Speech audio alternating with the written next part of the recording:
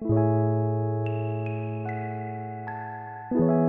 guys, welcome to another episode of Legacy Speaks. Thank you so much for tuning in to another installment of the Mind Your Business series. And I am so excited because I have one of the dopest marketing strategists that you will ever meet, Mr. AJ Joyner. What's up? And so make sure you have your pens and pads out because he's going to be definitely dropping a whole bunch of knowledge. Try to drop something. So welcome, AJ. Thank you so much. Thank you for having me. I'm excited about this, man. I'm so excited too. So tell us a little bit about AJ Joyner and the Joyner Method brand. Okay, so my name is AJ Joyner. Everybody calls me AJ. I'm from a very small country town. Grew up in a city where everybody knew everybody. So back in those days, I don't want to age myself too much, but we got whoopings from everybody in the whole city. So it was a very close-knit community, and through that environment, we were able to build a lot of relationships that lasted even until now, and that taught us about connecting with people. So that is, if we want to tie that to the Joyner Method, the Joyner Method is about teaching people how to connect authentically with their audience. So marketing is one thing and connection is a totally different thing. When you connect to somebody, they trust you and you can sell to them and help them reach their goals. So. Can you drop some knowledge on how can entrepreneurs and young professionals thrive within today's digital era? The thing about digital is it is just so dynamic, right? And we naturally mistake it for a one-way thing, right? Look at me, my selfie, what I'm doing today, I'm having lunch or I'm doing whatever. But if you're running a business or even a relationship, an interpersonal relationship, it should be more about the person that you're trying to help, right? So, for example, if I know that I'm selling something to a customer who has a restaurant, I need to put myself in their shoes and try to understand what their motivations are, what they want to provide to their customers. And if I can do that connection, and I think everything starts with empathy, right? So you understand what their needs are, connect to them, and then you can sell to them and help their business grow, and then by default they'll be more attracted to you and they'll tell other people about you. So through doing stuff like that, you can connect to people more. Now, first thing, I'll still go back to that word, empathy. Biggest thing you can understand in marketing. So it's not about tools, it's not about posting 100 times a day. It's about being in front of the right person that wants to work with you in some capacity and making them understand that you understand them, right? And then people come to you. So I think that would be the biggest jewel outside of like tools and tactics, and I can get into some of that as we go further. Right. And when you say empathy, immediately as a counselor, I'm just like, oh my gosh, that's so important, because for my perspective, like you said, it's important to place yourself in the client's shoes. Absolutely. Whether or not you're able to relate to their experience, or if you've even experienced it yourself, it's important for you to be able to say, yes, granted, I may not have experienced this, but I can relate to you. I can make sure that your needs are met. Absolutely, absolutely. And I think that's where it all begins, right? So once you can do that, then it makes things a lot easier. And in every client relationship that I have, when I consult with them, when they think about social media, they're just like, I'm going to post a selfie, I'm going to show them that I'm a speaker, I'm this, I'm that. But if you flip it around and say, okay, I'm a speaker and I want to help you accomplish X, Y, Z, right? So it's just tweaking the conversation to make it about the person versus about yourself. And showing how you can meet their needs. That's what marketing is all about, right? It's systematically letting people know that you can help them accomplish something. Right. How have you been able to not only develop the brands of your clients, but also develop your brand as well? A part of it goes back to the empathy thing, and we'll touch on that a lot. But the other thing is there's a bit of strategy as well, right? So when you work with someone, it's very, very, very important to have other people speak on your behalf, right? So in my engagements, one of the first things that I do is let them know that I would like to get a testimonial after we finish. Because isn't it amazing if I can come to you and you look at my page and you see testimonials from everybody in your industry, and you're like, okay, well, if that person says he's good and that person says he's good, subconsciously all these triggers are going off like, whoa, I got to figure out why everybody's working with this person. Right. So you systematically share that you've helped people reach success, and that's a very strategic way to grow your brand. Right. So testimonials. I know, testimonials, and then like you said, creating those connections with other people. I know for me and my brand, 3 pillars are connect, create, and believe. And I feel like the power of connection is so important because that's how you grow your community. That's how resources are shared. And I know within our industry, sharing resources is extremely important. And I know with the Dreamin method, that's something that you definitely perpetuate as well. Absolutely. I am not a person of a scarcity mindset, right? There are people that exist in the world that feel like they can't do something if it's already being done. Right. Well, everything's already been done. Right. Right. So we talked about Gary Vaynerchuk earlier. I believe in building the tallest building, but then also helping other people build tall buildings too. Right. Because there's enough for everybody. You know what I mean? So if you approach it like that, then very quickly you become somebody that people are attracted to because you want to see people win, right? And when you want to see other people win, people are attracted to that, and then people want to see you win. So I'll have people, even just yesterday, someone that I hadn't spoken to in 4 years send me a message on Instagram, and they're connecting me with a $10,000 client, like just like that, via Instagram, right? Well, I built a really strong relationship with that person by helping them accomplish something. And another thing, and you see it's real popular for people to say, charge what you're worth and add tax and know your worth and all that. Well, you're only really worth what people will pay you.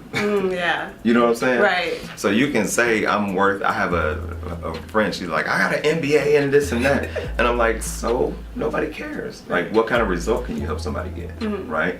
If you can help someone get a result, then that matters more than your MBA, right?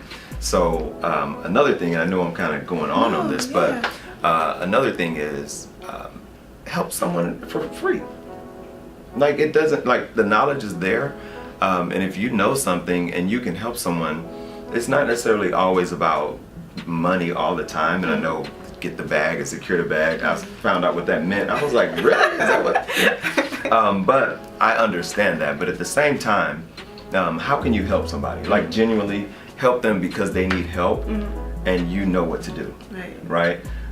Just that goodwill, and it's all about energy and vibe. So if you put positive out there, you'll get positive back, right?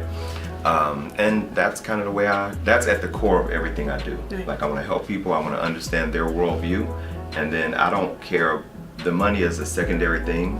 My coach, if he heard me say that, he'd be like, that's what your problem is now. But the money is secondary. The first thing is to help people get a result, right? We can square up the money later, or let's do a partnership, right? If you can't afford it, I'll help you, and then we'll figure that part out later, right?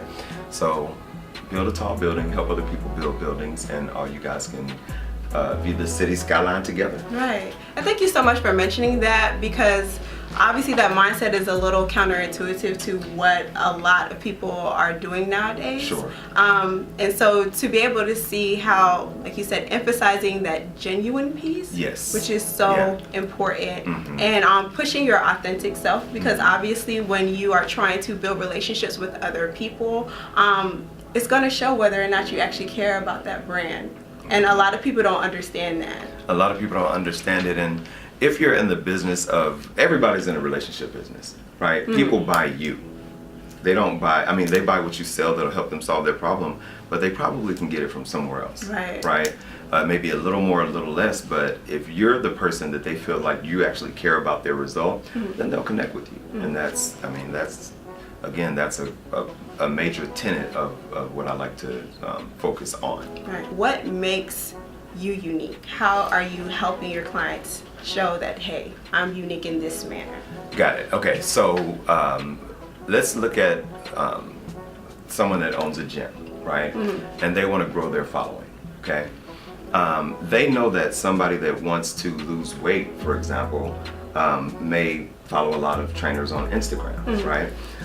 But if you can systematically show that person that you can help them get to their goal, right? If it takes 10 steps to get to the goal, if you show them on social media 5 of those 10 steps, they're really attracted to you now, right?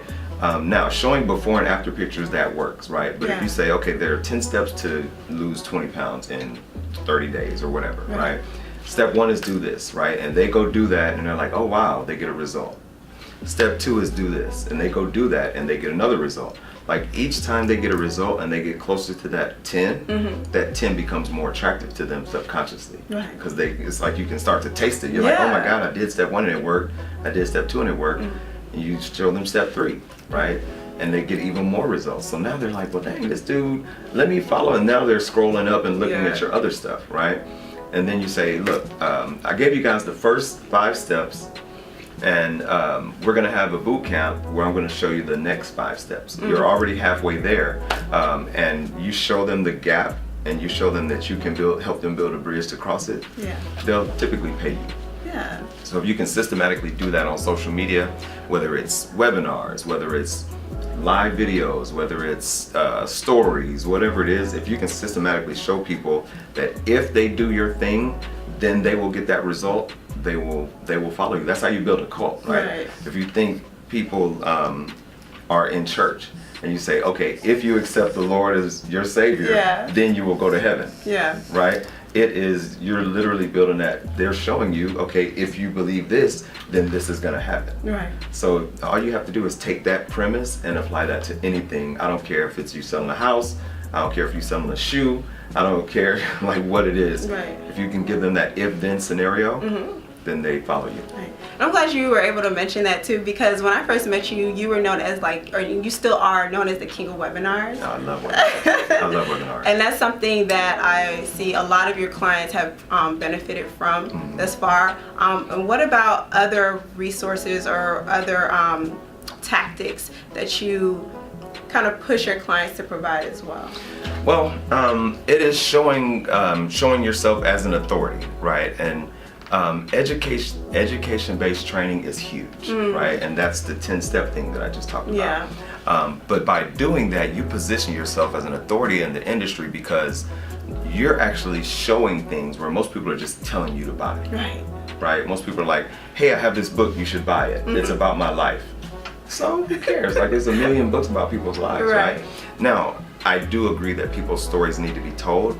But if you're doing something that's a client services type thing, whether it's a product or a widget or a service, if you can educate someone on something, 4 out of 10 Americans cholesterol go down when they do this type of workout, right? And then you explain why, right? Now all of a sudden you have 2 trainers, one is training people and teaching people online, and one is just showing off selfies of all of his clients, right? That one becomes more prominent in your mind psychologically, right? Imagine if you move to a new city and you're looking for a home, okay? When you drive into the city, you see a billboard and you see a real estate agent's face on the billboard, right? And you're like, okay, let me, whatever. And then imagine you're on Instagram and you see another, like you do a search for real estate agents in Atlanta, and you see a guy on there and he's showing you a house. He's like, okay, this neighborhood is over here in Vinings and it has this school, and if your kids are between this age and this age, this is going to be perfect. But if you're single, then you probably want to live in East Atlanta Village and da-da-da-da. If you want to be an urban dweller, you want to live over here, right? And then you go to his website and you see he has blogs that are about all the different neighborhoods in Atlanta, top places to eat, top schools, top restaurants, top this, top that. And then you look on his social and all these different channels he's doing things. That will far outweigh the guy who spent $20,000 on his billboard for 6 months. Right. So it's systematically showing that you're the expert. Partnering productivity with placement. I love Hey Siri, remember? I like that. But yeah, that's it. That's it. So yeah. And nowadays, there's been more of an emphasis on ads. And so how important are Facebook ads, Instagram ads?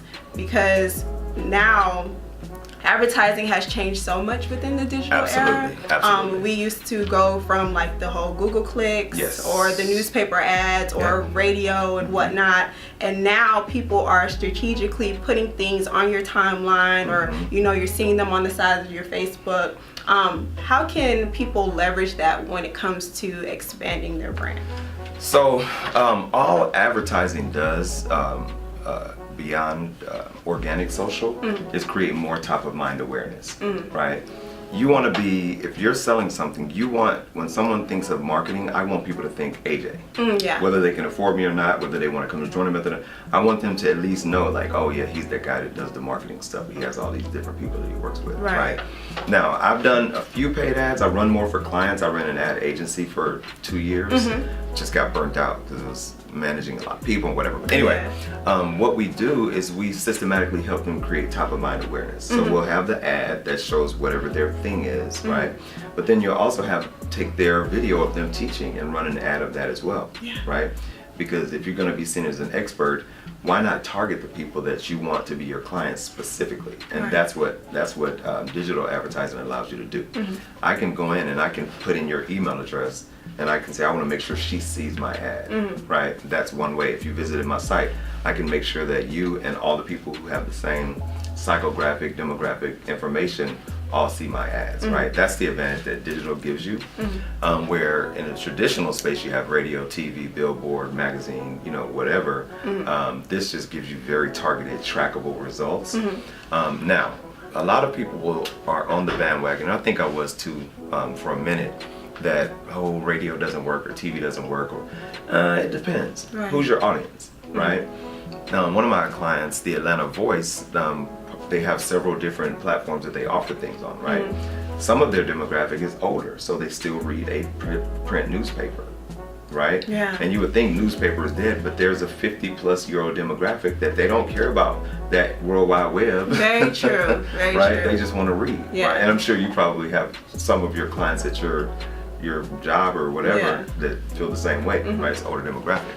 So it's about understanding, number one, where your audience is, and then strategically putting yourself in front of them, whether it's billboard, newspaper, digital, or whatever. But you want to find out where your audience is and be relevant to them. Now, there's some other strategic ways that you can do things like that as well, right? You can go to like Meetup, for example. If you go to Meetup, you can type in just about anything and there's a Meetup for it. Right? It's totally free. You go and you meet up. I met some amazing people at Meetups. As a matter of fact, I sit on the board of someone I met at a Meetup, right? You can also go to Quora. Have you heard of Quora? Yes. Quora.com.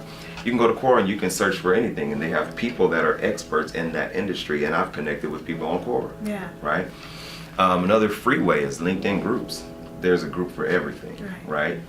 Facebook groups. Now, don't go in the groups like, look at me, look at me, look at me, look at me, right? Go in there and answer questions, provide value. If you see someone who seems to be an authority and you want to connect with that person, engage them through their stuff. Not, I'm AJ and I know that you're XYZ, can we sit down for coffee, right? You got to be strategic and be thoughtful. And again, empathy, it's understanding that they get this question 100 times a day. How can you make yourself different? How can you appear worthy to have them ask you, right? I've even gone as far as I've built complete websites for people because their site wasn't good. I built Tiffany Haddish's site, like just out of the blue, and sent it to her PR person. You know what I'm saying? So, again, what can you do? Her site wasn't good. What can I'm like, well, shit, I know one thing I can do, right? But what can you offer to somebody that they need, that they're not addressing, that will make them notice you? Right. It goes back to that concept of find a need and fill it. Find a need and fill it. Which is so important because I think a lot of entrepreneurs and young professionals overlook that. Like you said, it's just like, here's my product, I'm trying to push it. But how can you be a resource or something that's necessary to the people that you're trying to target? Absolutely, absolutely. So now I heard back from the PR person or whatever, and it still hasn't led to anything. But I do that all the time. Like I'll find somebody that needs something and I'll just do it, right? Because I know that if I can solve their problem, they have other friends that probably have the same problem. Right. And they probably have more problems that you need to know. Right. And that's a good consultant can help people understand things that where they're bleeding when they don't know they're bleeding, right? So if you get in there, like you said a minute ago, solve some of those problems, people pay attention. So reason why I do these types of conversations is to introduce the topic of mental health within various aspects of life. Absolutely. And I think it's extremely important, particularly when it comes to this particular field with social media and the spirit of comparison. And we also have like gaming disorder that's coming out and social media addiction. How do you kind of navigate that, especially with everything that's happening? So I have a history of mental health in my family. I have an uncle and an aunt who both have had breakdowns. Like they were very productive, and all of a sudden something snapped, and they're living with my grandmother, right? I was at a point once upon a time where I felt like I was having a breakdown, just because I do a great job of connecting with a lot of people and solving a lot of problems, but that makes me the linchpin in a lot of different things, right? And at one point, I would literally get out and I would have to sleep on the floor because I just felt like my heart would be beating so fast, right? So it's very important to figure out what you can do to center yourself, right? Some people it's prayer, some people it's yoga, some people it's running, like whatever that thing is that you can do to disconnect from the noise. Right. Because we spend so much time plugged in. Right. And it's necessary to be plugged in if you're in business, especially as an entrepreneur. Yes. But what is that thing that you can do that will allow your mind to get away? Some people are like, I like to lay on the beach. I can't stand laying on the beach, right? But what I started to do was meditate. Like that became my thing, and I actually went to therapy. And it's a funny thing, I went in, I had 2 phones, my laptop and my iPad. Classic. And I was like, device. So he watched me, and I went maybe 4 or 5 times, and then finally he said, okay, from now on, no devices in my office. Period. And I was like, but what happens if something? And he was like, I was like, but what if someone dies? He was like, well, they'll be dead when you finish. I was like, so him forcing me to take a look and understand how to sit alone with myself, with my thoughts, was very, very important, and it changed my life. So meditation is one of those things. Also understanding that I can take voluntary disconnections, right? I like to go, there's a lake out by my house, and I'll go to the lake and I'll just sit at the lake, no phone, no nothing, or I'll go running around the lake just to clear my brain. Now, with social media, because we are so plugged in all the time and we're constantly looking into other people's lives, it can be almost second nature sometimes to compare yourself to people. And it's hard. I've done it to friends where I'm like, what am I doing? Like, I'm feeling envy for my friends, because I'm like, oh, they're doing this and I'm not doing enough, and blah blah blah. And it's, again, we're so selfish and self-centered that we think everything is about us when it's really not, right? Just this morning, my daughter has been out of school on spring break all week, right? Mother-in-law's in town, and I was like, oh, I gotta do this tomorrow. And I was like, wait a minute, it's Friday. I have not spent any time with my daughter. I chose to be an entrepreneur to have time freedom, right, and location freedom. So I said, you know what, I canceled all my meetings, and I said, I'm gonna take her to breakfast, and we're gonna sit down with my daughter and my mother-in-law and eat breakfast with no devices and no nothing, right? So it's understanding that the control is actually within us. We have to make a decision to utilize that control and do what we need to do for our own sanity, because it is a matter of sanity. I've seen people snap, right? So, and that's never a good thing. Right. You never want to push yourself over the edge, and I like how you said that the control is within yourself, because that shows a level of empowerment. Oftentimes we are more reactive than proactive. Absolutely. We always feel like, most of the time. Always feel like things are happening to us, when you definitely have the power to slow down your schedule.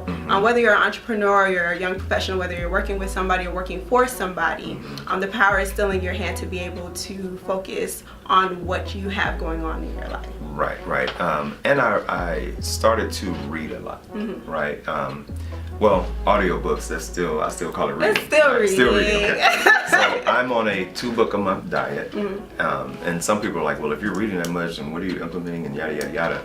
But I do it, number one, for the knowledge, but then number two, because I work with clients, I'm constantly texting my clients like, hey, have you seen this? Like, randomly, right?